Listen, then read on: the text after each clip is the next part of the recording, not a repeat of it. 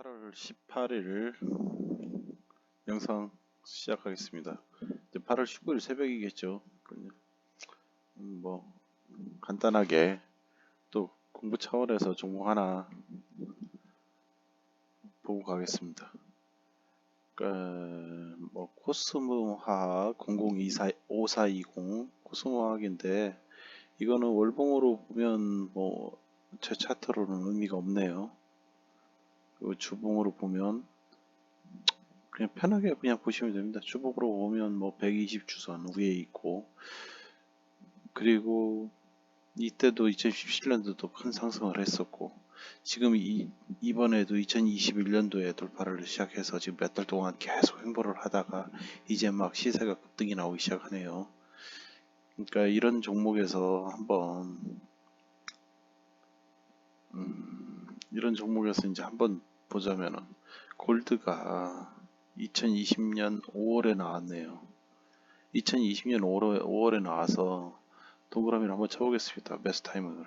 2020년 5월에 돌파가 나왔는데 여기 요럴 때 6월 7월 그리고 여기 때 이제 9월 달부터 이제 21선 미치지만 10월 여기 이제 10월 11월 요때는 240선까지 깨는 모습입니다.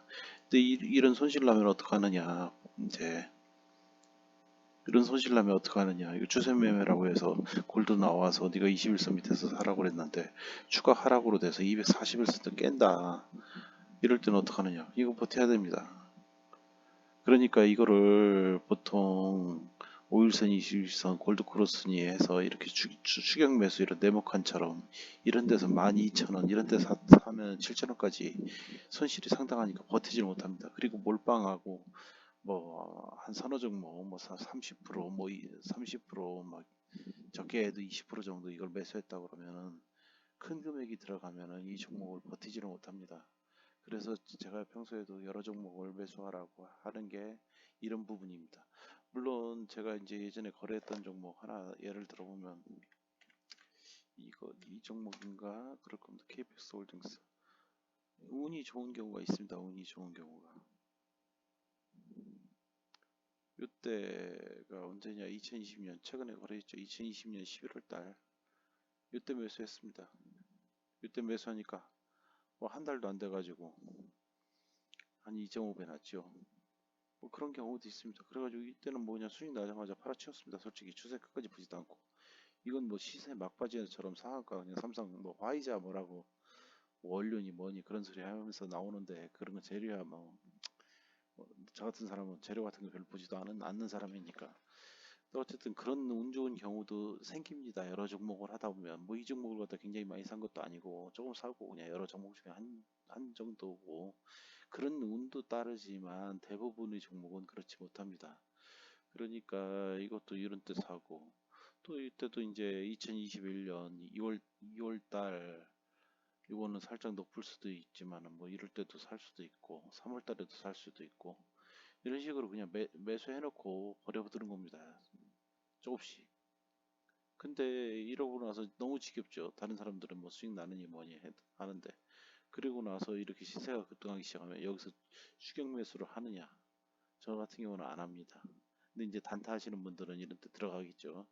이제 땅땅 하다가 이렇게 음봉 나올 때 여기서 뭐 양봉이 형성되면 들어가라 뭐 이제 별 소리가 다 있죠. 이렇게 양봉이 형성되면 들어가면 여기 이렇게 되는데, 이걸 솔직히 어떻게 매수합니까? 이거 맨날 리딩 한다고 하면서 이렇게 자꾸 아예 뭐 리딩 하시는 분들 뭐 다 먹고 살라고 하는 일인데 너무 까면 안 되지만, 솔직히 여기서 양봉 형성된다고 하는데 이러다가 이런 데서 잡고 그러다가 이게 여기서 해서 계속 가면 좋지만, 이런 거 같은 경우 이렇게 해가지고서는 뭐 양봉 형성된다고 하다가 다시 또 내리박는 경우도 있고 이런 경우도 있고요. 다 이런 식으로 단타를 유도하다가 나중에 미끄러지면은 답도 안 나오는 저게 아닙니까? 계속 단타 하던 사람들은 계속 단타로 해야 되는데 이렇게 추격 매수하라고 보통 말을 하죠. 이런 것이, 그러니까 저는 그렇게 단타를 권해드리지 않습니다. 웬만하면은 뭐 그거는 서로 간에 좋지 않는 것 같습니다.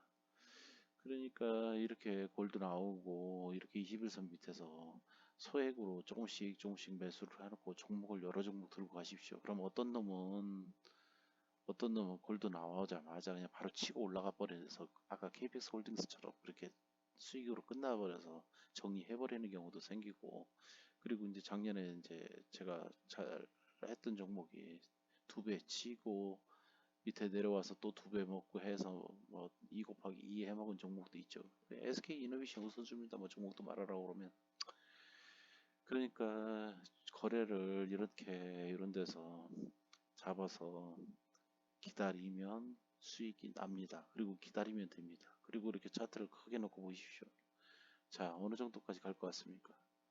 이때 전고점 여기입니다. 여기입니다. 여기까지 꼭 안 가더라도 이런 데서 대충 매수했고 뭐 10,000원에서 매수했다. 이 밑에서 샀으면 더 금방 되겠죠. 제가 보통 한 2배 정도는 먹으라고 하지 않습니까?